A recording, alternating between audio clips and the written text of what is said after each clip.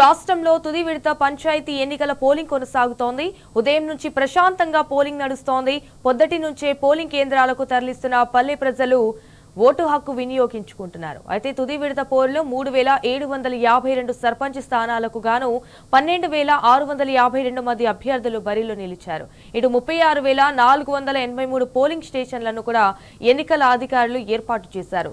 ఈ ఎన్నికల కోసం 43856 మధ్యాహ్నం 1 గంట వరకు ఓటింగ్ నిర్వహిస్తారు.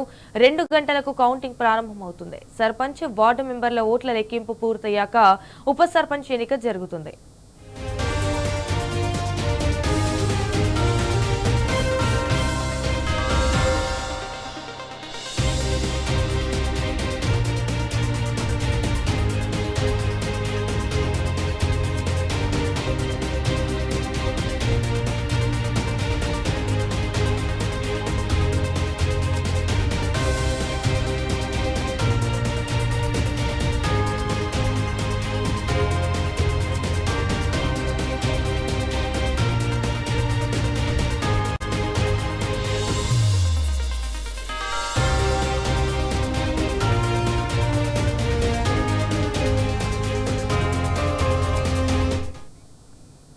రైట్, ఇదే విషయానికి సంబంధించి మరిన్ని డీటెయిల్స్ మా ప్రతినిధి కిరణ్ లైవ్ ద్వారా అందించడానికి అయితే సిద్ధంగా ఉన్నారు. రైట్ కిరణ్, ఇటు రాష్ట్రంలో అయితే తుది విడత పంచాయతీ ఎన్నికల పోలింగ్ అయితే కొనసాగుతుంది. సో పోలింగ్ అక్కడ ఏ విధంగా జరుగుతుంది అండ్ సేఫ్టీకి సంబంధించిన అక్కడ ఏర్పాట్లు ఏ విధంగా ఉన్నాయి?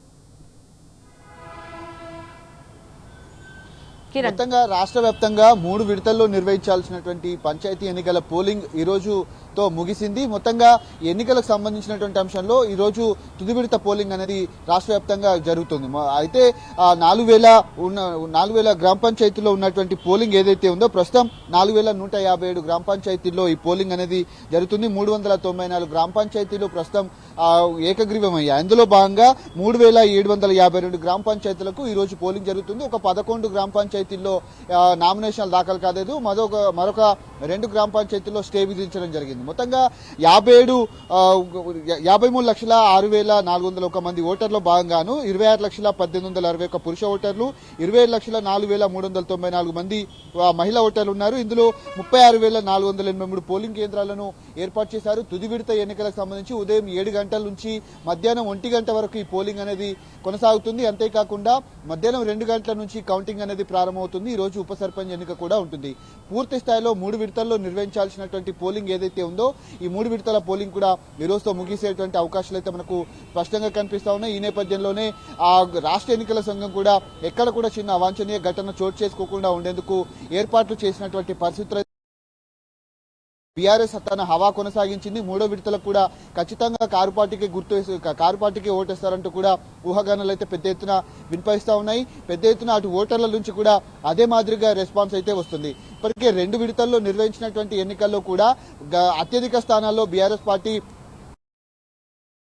గెలుపొందారు. వాళ్ళంతా కూడా ఇప్పటికే ఈ నెల 20వ తేదీన ప్రమాణ స్వీకారం చేసేటువంటి అవకాశాలు అయితే మనకు కనిపిస్తా ఉన్నాయి. ముఖ్యంగా 3 విడతల్లో గ్రామ పంచాయతీ ఎన్నికలకు సంబంధించినటువంటి ఏర్పాట్లు కూడా కొన్ని ఘటనలు కూడా ఫస్ట్ ఫేజ్ లో కావచ్చు, సెకండ్ ఫేజ్ లో కావచ్చు బ్యాలెట్ పేపర్లను భద్రపరచడంలో రాష్ట్ర ఎన్నికల సంఘం కొంత అశ్రద్ధ వహించినట్టుగా తెలుస్తుంది. అధికారులు కూడా నిర్లక్ష్యం వహించడంతో మొదటి ఫేజ్ లో జరిగినటువంటి అవకతవకలు ఏవైతే ఉన్నాయో ఆ బ్యాలెట్ పేపర్లన్నీ కూడా మురికాలలో కొట్టుకొని పోవటం, మొన్న జరిగినటువంటి వాసాలమరి గ్రామ పంచాయతీ పరిధిలో ఒక ఓటు కారణంగా బీఆర్ఎస్ అభ్యర్థి ఓడిపోయినటువంటి పరిస్థితులు మనకు కనిపిస్తా ఉన్నాయి. ఆ ఓటును కూడా అక్కడ ఉన్నటువంటి అధికారులు కిటికీ నుంచి బయట పడివేయడంతో అక్కడ ఏం జరిగిందనే దానిపైన కూడా మరి కిరణ్, అక్కడ పోలింగ్ బూత్ల దగ్గర ఓటర్ల రష్ ఏ విధంగా ఉంది అంటారు కిరణ్?